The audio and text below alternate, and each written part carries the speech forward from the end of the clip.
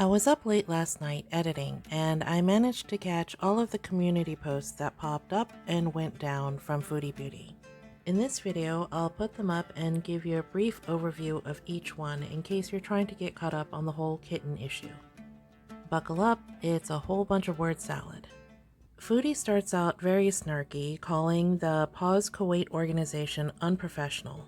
She talks about herself as if she was just an innocent person trying to help a kitten in need. One interesting thing here is that she references the organization threatening an innocent family if they can't get to her. It's unclear if she means Salah, his extended family, or both. After this, she's insisting that the kitten was in need of a vet, and it's easy to prove because it was all on video.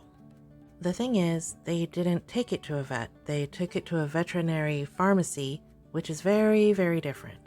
The big issue here is that there is no paperwork. Foodie herself admitted that. We could see right through the storefront that Salah handed the kitten to some guy at a cash register. Even if that man somehow turned out to be a veterinarian hanging out that evening at this vet pharmacy, there is no paperwork to show any lab work or physical exam. The next post is telling us that we're moronic and sad for comparing her to other YouTubers, and basically just being mad. After this, Foodie went in on another reaction channel and paused Kuwait again, saying that they're posting publicly just for clout and to make an example of her. One thing that Foodie constantly refuses to acknowledge is that reaction channels are just reacting to what she puts on screen. Okay, the next one is really long, so I broke it into parts. She talks about how the organization is wrong. She did not start fundraising for rescue efforts. She goes on to say that they were just at a park having a picnic when they saw this sick kitten and wanted to help it. The first super chat came in without being requested, and that's all true.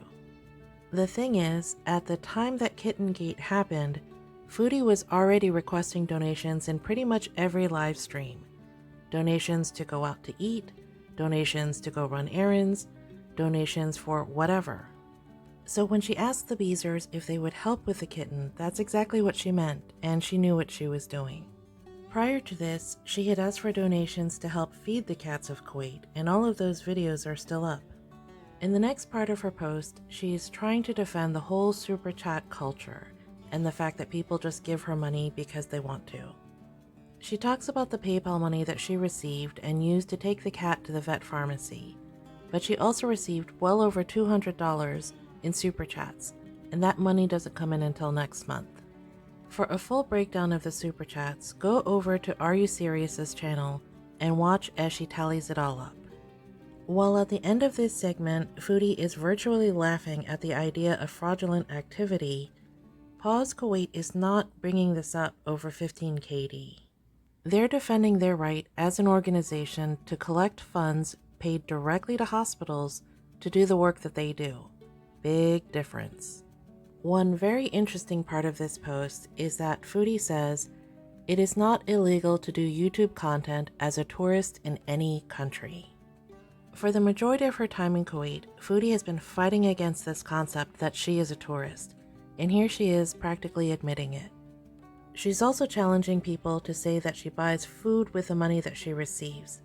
And Foodie, the videos are all still up. You request donations in Super Chat, and then you go out and buy food, or you go to a restaurant. It's all out there. For those of you who don't know, Super Chats are rolled up into our monthly payments from YouTube, well, Google. And in order to really designate money for any one thing, you'd have to keep a spreadsheet, which Foodie hates, we already know this, and be very, very meticulous about moving the money where it should go. Even in her earlier videos, Foodie would say, okay, send me $50 to go out and get breakfast, and then only spend about $20 on a coffee and some McDonald's. See what I mean?